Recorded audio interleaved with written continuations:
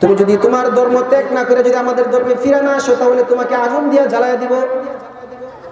হিন্দু যুবক বলতেছে, তোমরা সারা শরীরের মধ্যে পেট্রোল ঢাইলা আগুন দিয়া জ্বালায় দিতে পারো, তোমাদের এই দুনিয়ার আগুনে জ্বলার কারণে যদি আসমানের মালিক হাজার হাজার বছর পর্যন্ত যে আগুনকে প্রজ্বলিত করেছে,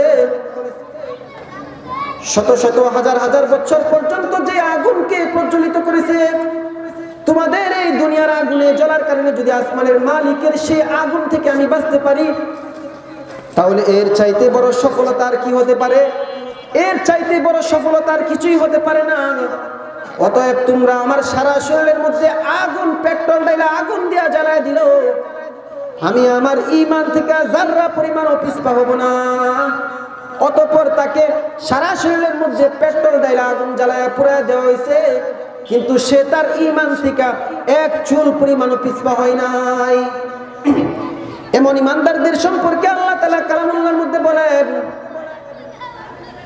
ইন্নাল্লাযীনা ক্বালু রাব্বুনাল্লাহ ইন্নাল্লাযীনা ক্বালু রাব্বুনাল্লাহু সুম্মা ইসতাকামু তাতানাজ্জালু আলাইহিমুল মালায়েকা আল্লা তাখাফু ওয়া লা তাহজানু ওয়া আবশিরু বিল জান্নাতিল্লাতী কুনতুম তুআদুন। যারা বলবে আমার মালিক একমাত্র আল্লাহ, আল্লাহ ছাড়া আর কোনো মালিক নাই, আর কোনো ইলাহ নাই, গোলামি করে তো একমাত্র আল্লাহর জন্য গোলামি করে, সিজদা করে তো একমাত্র আল্লাহর জন্য সিজদা করে। বলেন কার জন্য সিজদা করে? আল্লাহর জন্য সিজদা করে। দুনিয়ার কোনো ক্ষমতাশীলের সামনে নিজের মাথাকে অবনত করে না, কোন মাজারে গিয়া সিজদায় মাথাকে ঠেকাই না, কোন ভণ্ড পীরের দরবারে গিয়া সিজদাতে লুটাই না, দুনিয়ার কোন মানুষের জন্য গোলামি করে না। গোলামি করে তো একমাত্র কার জন্য গোলামি করে? জুড়ে বলেন কার জন্য? আল্লাহর জন্য গোলামি করে। এমন ঈমানদারদের সম্পর্কে আল্লাহ তাআলা কালামুল্লাহর মধ্যে বলেছেন, সুম্মাস্তাকামু তাতানাজ্জাল আলাইহিমুল মালায়েকাতু আল্লা তাখাফু ওয়া লা তাহজানু ওয়া আবশিরু বিল জান্নাতিল্লাতী কুনতুম তুআদুন। সমগ্র দুনিয়া জুড়ে ফিতনাহের প্রতিযোগিতা চলছে, কার থেকে কে বেশি গুনাহ করতে পারে, কার আগে কে জাহান্নামে যাইতে পারে, এমন প্রতিযোগিতা সমগ্র দুনিয়া জুড়ে চলছে। এমন এক সংকটময় পরিস্থিতিতে আল্লাহ পাক রব্বুল আলামিন আমাদেরকে যাচাই বাছাই করে পছন্দ করে দুনিয়াবি সমস্ত জায় ঝামেলা থেকে ফারেক করে দিনই এক মজলিসে আসার বসার, দিনই কিছু কথাবার্তা বলার এবং শোনার তৌফিক দান করেছেন। এজন্য সকলে হৃদয় উজাড় করে অন্তরে অন্তঃস্থল থেকে কালিমাতুশ শুকর আদায় করি আলহামদুলিল্লাহ। আল্লাহ পাক রব্বুল আলামিন আমাদেরকে এই দুনিয়ার জমিনে অসংখ্য অগণিত লক্ষ কোটি নিয়ামত দ্বারা বেষ্টন করে দুনিয়াতে পাঠাইছেন। কোটি কোটি নিয়ামত আল্লাহ পাক রব্বুল আলামিন আমাদের জন্য পাঠাইছেন, সৃষ্টি করছেন। দুনিয়ার সমস্ত কিছু একমাত্র আল্লাহ তাআলা মানব এবং জিন জাতির উপকারের জন্য। আর আদম এবং জিন জাতিকে আল্লাহ পাক বানাইছেন একমাত্র আল্লাহ পাকের ইবাদতের জন্য। তো আল্লাহ পাক রব্বুল আলামিন আমাদেরকে লক্ষ কোটি কোটি নিয়ামত দ্বারা বেষ্টন করে দুনিয়াতে পাঠাইছেন। এই অসংখ্য অগণিত লক্ষ কোটি নিয়ামতের মধ্যে সর্বশ্রেষ্ঠ যে নিয়ামত আল্লাহ পাক রব্বুল আলামিন আমাদেরকে দান করছেন, সেই নিয়ামতের নাম কি বলেন তো? ঈমানের নিয়ামত। আল্লাহ পাক রব্বুল আলামিন আমাদেরকে সর্বশ্রেষ্ঠ নিয়ামত, সর্ব উৎকৃষ্ট নিয়ামত, সবচেয়ে বড় যে নিয়ামত দান করছেন, সেই নিয়ামতের নাম হচ্ছে ঈমানের নিয়ামত। ঈমানের দৌলত আল্লাহ পাক রব্বুল আলামিন আমাদেরকে দান করছেন। তো ঈমানের নিয়ামত, ঈমানের দৌলত আল্লাহ পাক রব্বুল আলামিন যাকে দান করছেন, দুনিয়ার কোনো কিছুতে তার আর কোনো ভয় নাই। দুনিয়ার সমস্ত মানুষ, যত জ্ঞানী গুণী, যত বড় বড় ধন দৌলত, রাজা বাদশাহ, যত কিছুই হোক না কেন, তারা তাদের জিন্দিগি ভর যত অর্থ সম্পদ অর্জন করে, তাদের সারা জীবনের অর্জন যদি একত্রিত করা হয়, সর্বোচ্চ তারা সারা জিন্দিগি সারা জীবন অর্জন করে সর্বোচ্চ তারা একটা, কেউ হয়তো গড়ের একটা বড় একটা প্রাসাদের মালিক হয়, কেউ হয়তো বড় একটা এলাকার মালিক হয়, কেউ হয়তো তার সারা জীবনটা দুনিয়ার পিছনে ব্যয় করলে সে না হয় তার সারা জীবন দুনিয়ার পিছনে ব্যয় করে দিচ্ছে, সর্বোচ্চ সে না হয় একটা জেলার মালিক হতে পারবে। জিন্দিগি ভর সে দুনিয়ার পিছনে তার জীবনটা শেষ করছে, না হয় একটা রাষ্ট্রের মালিক হবে। এর চাইতে বেশি তো আর কেউ দুনিয়াতে মালিক হতে পারবে না। মুহতারাম হাজিরিন, কিন্তু যারা মুমিন, যারা ইমানদার, যারা মুসলমান, যাদেরকে আল্লাহ তাআলা ঈমানের নিয়ামত দান করছেন, দুনিয়ার যারা সম্পদশালী, দুনিয়ার যারা দুনিয়া লোভী, তাদের দুনিয়ার সম্পদ নষ্ট হয়ে যাওয়ার আশঙ্কা আছে। তারা তাদের সারা জীবন অর্জন করে না হয় একটা রাষ্ট্রের মালিক হতে পারবে, কিন্তু একজন ইমানদার ব্যক্তি, একেবারে আদনা থেকে আদনা ইমান, একেবারে সবচাইতে ছোট ইমানওয়ালা যে ব্যক্তিটা যদি দুনিয়া থেকে যদি সে বিদায় নিয়ে অন্ধকার কবরের যাত্রী হয়ে যায়, সে যদি অন্ধকার কবরে যদি সে চলে যায়, একেবারে আদনা থেকে আদনা, একেবারে অল্প ইমান নিয়ে যদি কেউ কবরে যায়, দুনিয়ার রাজা বাদশাহ, দুনিয়ার বড় বড় ধন দৌলত ওয়ালা ব্যক্তিদের তুলনায় আদনা একটা সামান্য ইমানদার, দুনিয়াতে তার কিছু নাই, একেবারে রাস্তার ভিখারি, কিন্তু তার ইমান আছে। দুনিয়ার কোনো সম্পদের মালিক না সেই, কিন্তু সেই ইমানের মালিক, আদনা থেকে আদনা ইমানের মালিক। এই ব্যক্তিটাকেও আল্লাহ তাআলা মৃত্যুর পর, মরণের পর 10 দুনিয়ার সমান জান্নাত আল্লাহ পাক তাকে দান করবেন। সুবহানাল্লাহ। মুহতারাম হাজিরিন, একেবারে আদনা থেকে আদনা ইমান নিয়ে যেই কবরে গেছে, তাকে আল্লাহ তাআলা 10 দুনিয়ার সমান জান্নাত আল্লাহ তাআলা তাকে মৃত্যুর পর দান করবেন। আর যে ব্যক্তি পরিপূর্ণ সাচ্চা ঈমানওয়ালা কামেল মুমিন, যে ব্যক্তি পরিপূর্ণ ঈমান নিয়ে যেই কবরে যাইবে, তাকে আল্লাহ পাক রব্বুল আলামিন কেমন বড় জান্নাত দান করবেন। জান্নাতুল ফিরদাউস যাকে বলা হয় সবচাইতে উৎকৃষ্ট যে জান্নাত, সবচেয়ে বড় যে জান্নাত, সেই জান্নাত আল্লাহ তাআলা তাকে দান করবেন। মুহতারাম হাজিরিন, তো এই জন্য সেই ঈমানকে মজবুত করার জন্য, সেই ঈমানকে পরিপূর্ণ কামেল মুমিন হিসাবে দুনিয়াতে গড়ে ওঠার জন্য সেই স্থান হচ্ছে দুনিয়া। দুনিয়া থেকে একজন মানুষকে কামেল মুমিন হিসাবে নিজেকে গড়ে তুলতে হবে। দুনিয়াতে থাকা অবস্থায় সে তার ঈমানকে মজবুত করতে হবে, তার ঈমানকে কামেল ঈমানদারদের তালিকায় তার নাম প্রায় উঠাইতে হবে। মুহতারাম হাজিরিন, এজন্য আজকে দেখা গেছে আমরা তো সকলেই মুসলমান, সকলেই নিজেদেরকে ঈমানদার বলে দাবি করি, কিন্তু আমাদের ঈমানেরও একটা স্তর আছে। কারো ঈমান বেশি, কারো ঈমান কম, কেউ কামেল মুমিন, কেউ পূর্ণাঙ্গ মুমিন, কেউ অপূর্ণাঙ্গ মুমিন। এজন্য মুহতারাম হাজিরিন, মৃত্যুর পর যখন জান্নাতীরা যখন জান্নাতে চলে যাবে, তখন তারা যখন জান্নাতের মালিক হবে, এক একজনকে এক এক ধরনের জান্নাত দেওয়া হবে। যার যার ঈমানের স্তর অনুযায়ী তাকে সেই স্তরে জান্নাত দেওয়া হবে। তো যে সবচাইতে বড় জান্নাতের মালিক, তার থেকে তুলনামূলক একটু ছোট জান্নাতের মালিক যে হবে, সে তাকায় দেখবে, মনে মনে ভাববে যে হাই রে, দুনিয়াতে যদি ঈমানটারে আরেকটু মজবুত করে নিয়ে আসতে পারতাম, দুনিয়াতে যদি আরেকটু নেক আমল যদি বাড়ায় করতে পারতাম, তাহলে আজকে আমিও বড় জান্নাতের মালিক হতে পারতাম। হায় রে, দুনিয়াতে যদি আরেকটু ঈমানকে মজবুত করে নিয়ে আসতে পারতাম, তাহলে আজকে আমিও তার মতো এরকম বড় জান্নাতের মালিক হতে পারতাম। এরকম ভাবে তুলনামূলক যার জান্নাত যেই স্তরের হবে তাকে সেই স্তরের জান্নাত দেওয়া হবে, যার ঈমান যেই স্তরের হবে তাকে সেই স্তরে জান্নাত দেওয়া হবে। আর আফসোস করবে, হায় রে, দুনিয়াতে যদি আরেকটু নেক আমল করতাম তাহলে তুলনামূলক আরেকটু বড় জান্নাত পাইতাম, আরেকটু ঈমানকে যদি মজবুত করে নিয়ে আসতে পারতাম তাহলে আরেকটু তুলনামূলক আরো বড় জান্নাত পাইতাম। মুহতারাম হাজিরিন, একটা এক্সাম্পল তুলনামূলক মনে করেন যে মক্কার একটা কাফেলা তারা একটা মরুভূমির অতিক্রম করতেছে।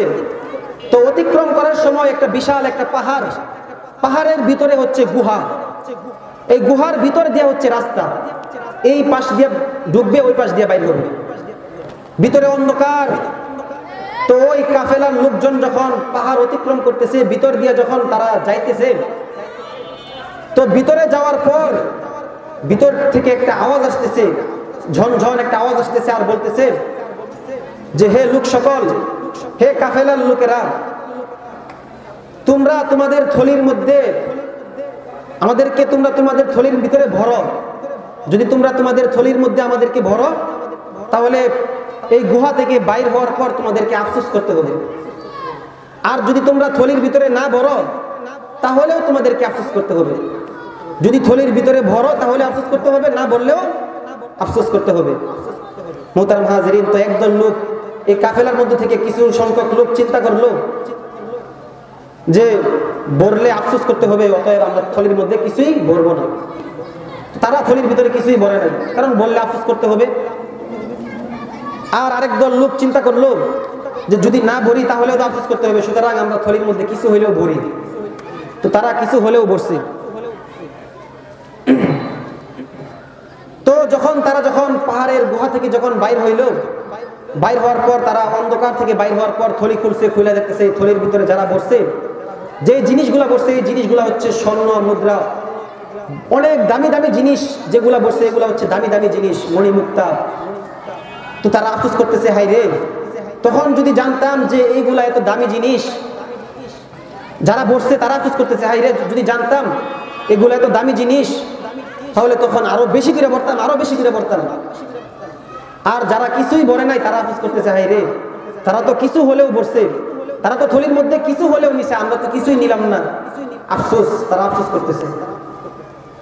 মুহতারাম হাজিরিন, ঠিক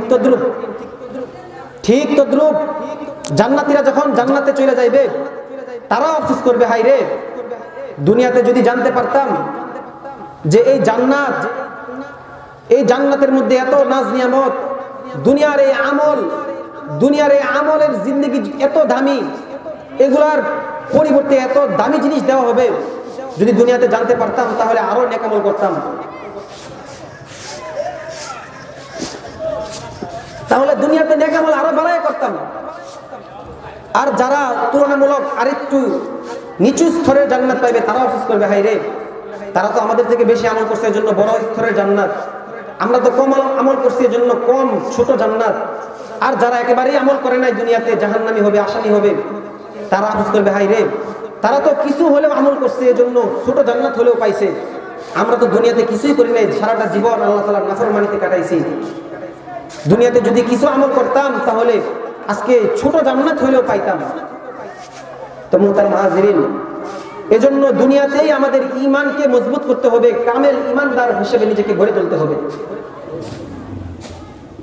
আজকে আমরা তো নিজের বাপ দাদার সূত্রে মুসলমান হইছি, আমাদের দাদা মুসলমান ছিল, দাদার ঘরে আমাদের পিতা জন্ম নিছে, সেই হিসাবে বাবাও মুসলমান, বাবার ঘরে আমরা জন্ম নিছি, সেই হিসাবে আমরাও মুসলমান। আমরা তো বাপ দাদার সূত্রে মুসলমান হয়ে গেছি, এজন্য আমরা আমাদের ঈমানের মর্যাদা বুঝি না। একজন ঈমানদার হিসেবে, একজন মুসলমান হিসেবে যেই গুণগুলা থাকার দরকার সেই গুণগুলো আমাদের মধ্যে কতটুকু আছে? এজন্যই তো কবি বলেন, হাম মুসলমান হে মগর हम में मुसलमानी नहीं, हम में ईमान है मगर हम मुमीन कामिल नहीं। हम मुसलमान है मगर हम में मुसलमानी नहीं, हम में ईमान है मगर हम মুমিন কামিল নেহি। আমরা তো বাপ দাদার সূত্রে মুসলমান হয়ে গেছি, এই জন্য আমরা আমাদের ঈমানের মর্যাদা বুঝি না। আমরা তো ঈমান আনার কারণে জালিমের জুলুম সহ্য করতে হয় না, ঈমান আনার কারণে আমরা তো কোনো জালিমের শাস্তির সম্মুখীন হতে হয় না। আমরা তো বাপদাদার সূত্রে মুসলমান হয়েছি, কিন্তু একজন মুসলমান হিসেবে যেই গুণগুলা থাকার দরকার সেই গুণগুলো আমাদের মধ্যে কতটুকু বিদ্যমান আছে? আজকে এলাকার মধ্যে হিসাব করলে কত হাজার হাজার মুসলমান হবে, কিন্তু কয়জন মুসলমান মসজিদে নামাজ পড়ার জন্য আসে? অথচ রাসূল সাল্লাল্লাহু আলাইহি ওয়াসাল্লাম বলেন, আস-সালাতু ফারকু বাইনাল মুমিনি ওয়াল কাফির। একজন মুসলমান এবং একজন কাফেরের মধ্যে পার্থক্য যে জিনিসটা, সেটা হচ্ছে নামাজ। অথচ তারাও নিজেদেরকে মুসলমান বলে দাবি করে। হাজার হাজার এমন মানুষ আছে যারা নিজেদেরকে মুসলমান বলে দাবি করে, অথচ 5 ওয়াক্ত নামাজ ঠিক মতো পড়ে না। হাজার হাজার মুসলমান আছে যারা নিজেদেরকে মুসলমান বলে দাবি করে, কিন্তু রমজান মাসে রোজা রাখে না। সম্পদশালী কিন্তু হজ করে না, যাকাত আদায় করে না, অথচ নিজেদেরকে মুসলমান বলে দাবি করে। এজন্যই তো কবি বলেন, হাম মুসলমান হে মগর হাম মে মুসলমানি নেহি। আমরা তো মুসলমান, কিন্তু আমাদের মধ্যে মুসলমানিয়ত নাই। একজন মুসলমান হিসেবে যে গুণগুলা থাকার দরকার সেই গুণগুলা আমাদের মধ্যে বিদ্যমান নাই। হাম মুমিন হে মগর হাম মে ঈমান হে মগর হাম মুমিন কামিল নেহি। আমাদের মধ্যে ঈমান তো আছে, কিন্তু আমরা কামিল মুমিন হতে পারি নাই। একজন ঈমানদার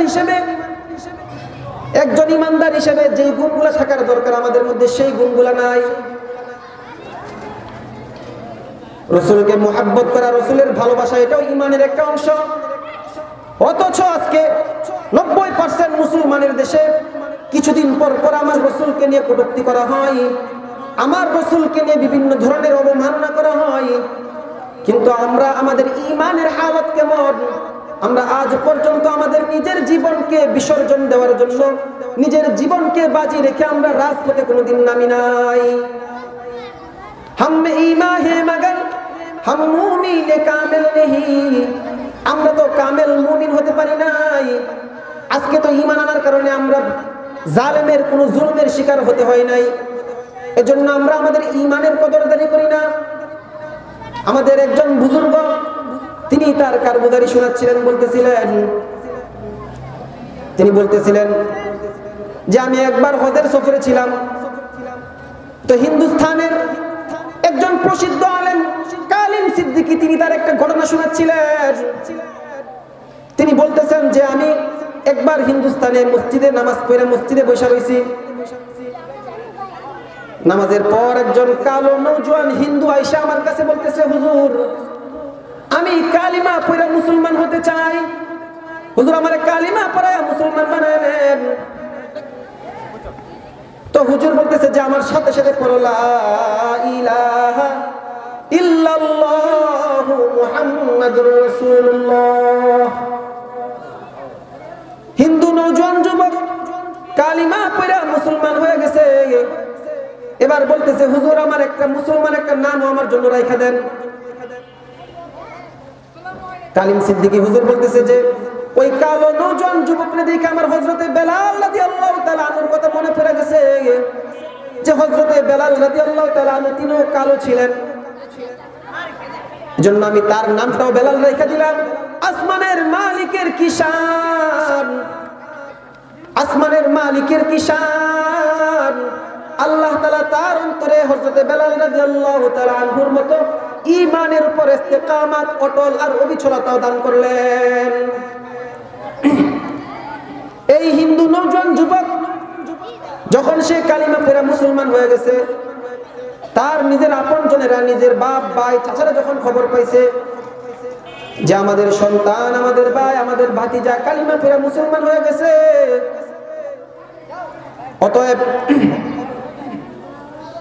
তাকে নিয়ে পাকড়াও করে বলতেছে, হে আমাদের ভাতিজা, হে আমাদের ভাই, হে আমাদের ছেলে, তুমি যদি যে ইসলাম ধর্ম তুমি গ্রহণ করছো, এখনই যদি তুমি তোমার ধর্ম ত্যাগ না করে আমাদের ধর্মে ফিরে না আসো, তাহলে তোমাকে শাস্তির সম্মুখীন হতে হবে।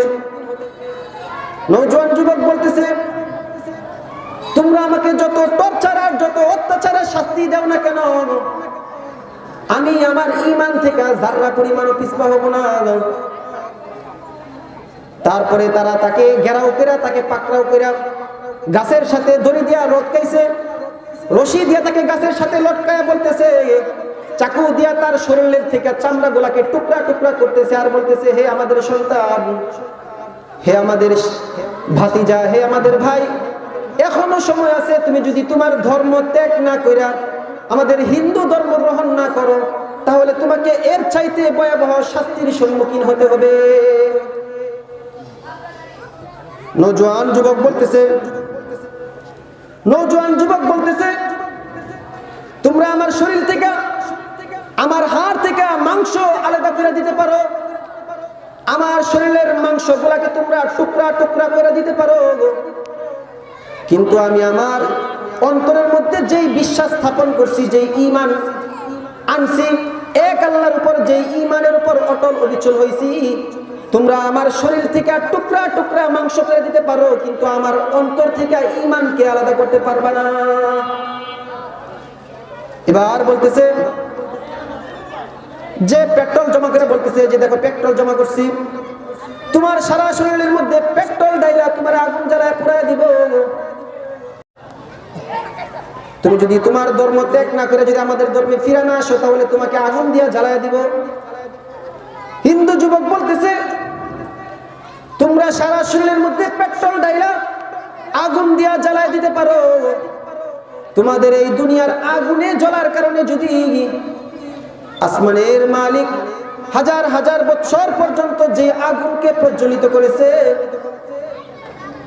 শত শত হাজার হাজার বছর পর্যন্ত যে আগুনকে প্রজ্বলিত করেছে, তোমাদের এই দুনিয়ার আগুনে জ্বলার কারণে যদি আসমানের মালিকের সেই আগুন থেকে আমি বাঁচতে পারি, তাহলে এর চাইতে বড় সফলতা আর কি হতে পারে?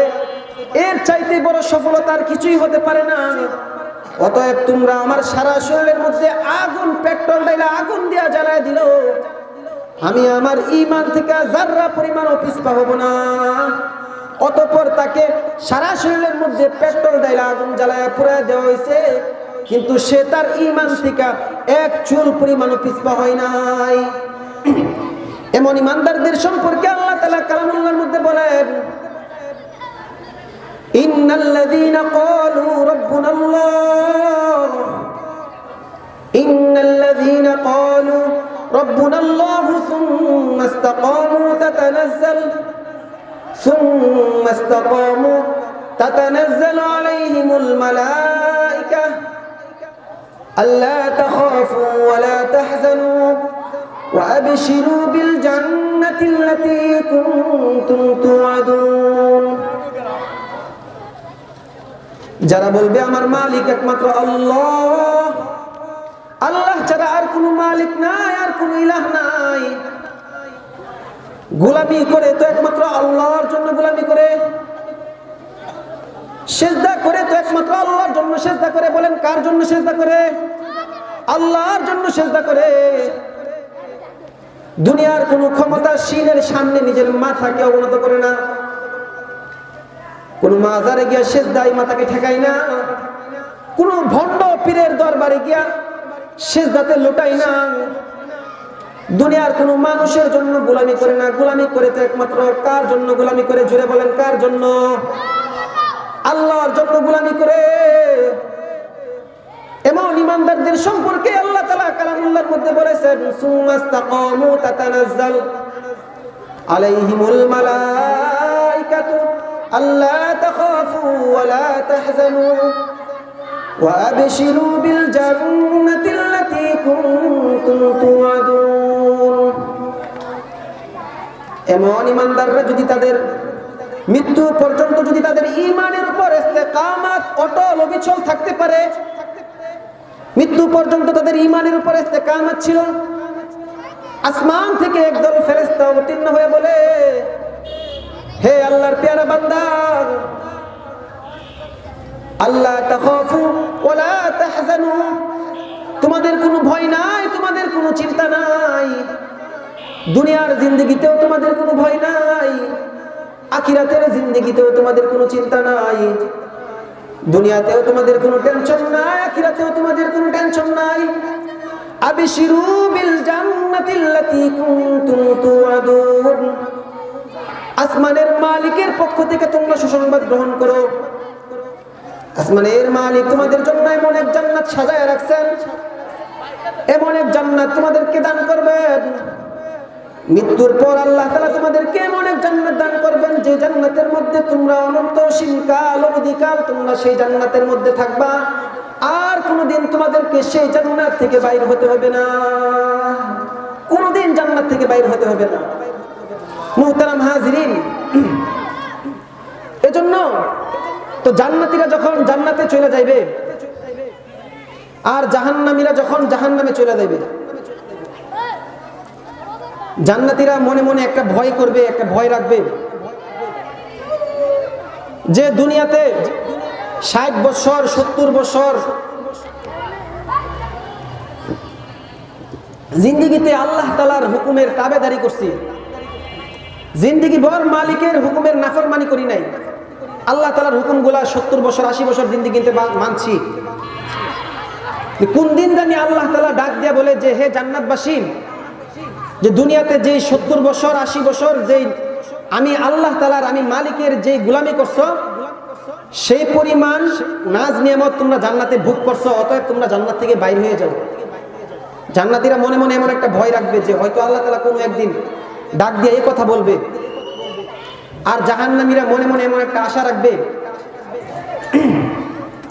যে হয়তো কোনো একদিন আল্লাহ তাআলা এই ডাক দিবেন যে হে জাহান্নামবাসী, দুনিয়াতে তোরা যে 70 বছর 80 বছর যে আমি মালিকের নাফরমানি করছস, জিন্দেগি ভর মালিকের গোলামি করস নাই, তোরা যে 70 বছর 80 বছর যেই নাফরমানি করছস, সেই পরিমাণ শাস্তি সেই পরিমাণ আযাব তোরা জাহান্নামের মধ্যে ভোগ করছস। অতএব জাহান্নামের শাস্তি তোদের ভোগ করা শেষ, তোদেরকে আর জাহান্নামে থাকার দরকার নাই, তোরাও জাহান্নাম থেকে বাইর হয়ে যা। জাহান্নামীরা মনে মনে এমন একটা আশা রাখবে হয়তো আল্লাহ তাআলা কোনো একদিন ডাক দিয়ে কথা বলবেন। হঠাৎ আল্লাহ তাআলা একদিন ডাক দিবেন, ইয়া আহলাল জান্নাতি ওয়া ইয়া আহলাল জাহান্নাম, হে জান্নাতবাসী এবং জাহান্নামবাসী একত্রিত হও। জান্নাতবাসী আর জাহান্নামবাসী একত্রিত হওয়ার পর জান্নাত এবং জাহান্নামের মাঝখানে একটা বকরির আকৃতি একটা বস্তুর দিকে ইশারা করে বলবেন, ওই যে বস্তুটা দেখতেছো, একজন নবী সেই বস্তু বকরির আকৃতি সেই বস্তুটাকে জবাই করবে, তার মৃত্যু ঘটায় দিবে। আল্লাহ তাআলা বলবেন জান্নাতবাসীদেরকে বলবেন, হে জান্নাতবাসী,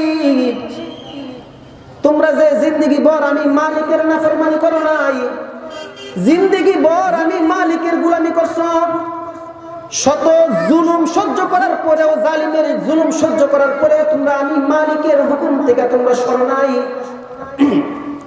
শীতের রজনীতে গভীর রজনীতে ওইটা তোমরা আমি মালিকের ডাকে সাড়া দিছো, তোমরা নামাজে দাঁড়ায় গেছো।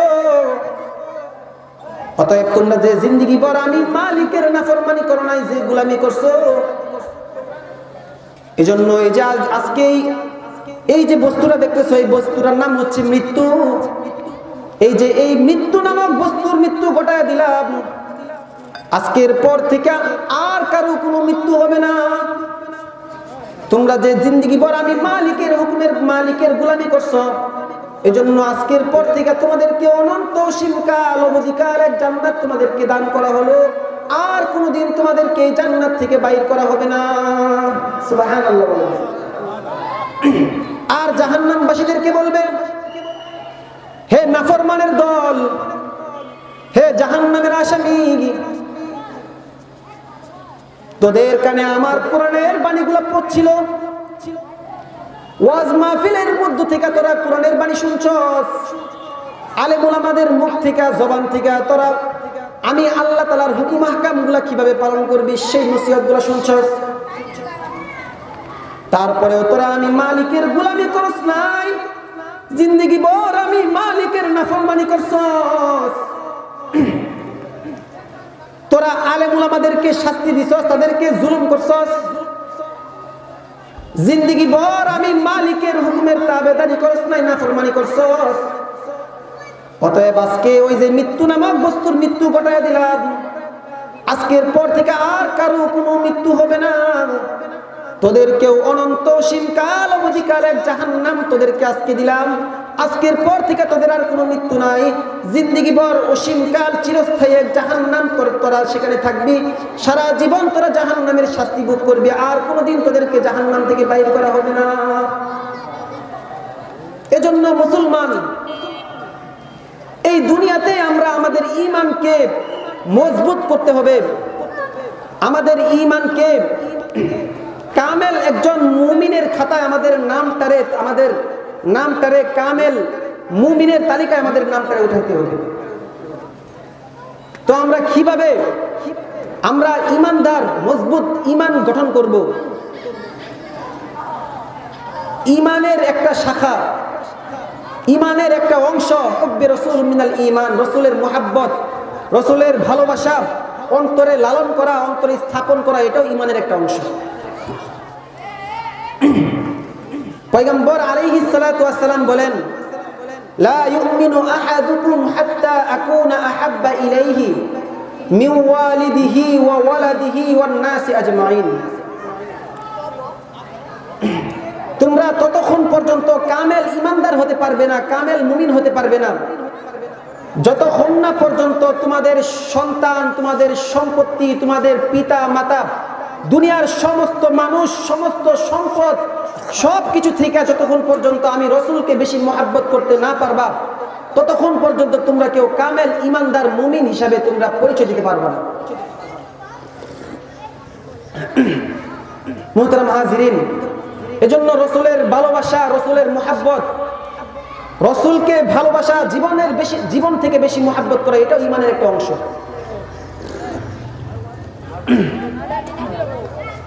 আজকে আমরা রসুলকে কতটুকু মহাব্বত করি, কতটুকু ভালোবাসি, যে কয়েকদিন পর পর আমার রসুলকে নিয়ে কটূক্তি করা হয়, আমার রসুলকে নিয়ে বাজে মন্তব্য করা হয়, বিভিন্ন ধরনের কুরুচিপূর্ণ কথা বলা হয়। অথচ আমরা 99% মুসলমানের দেশে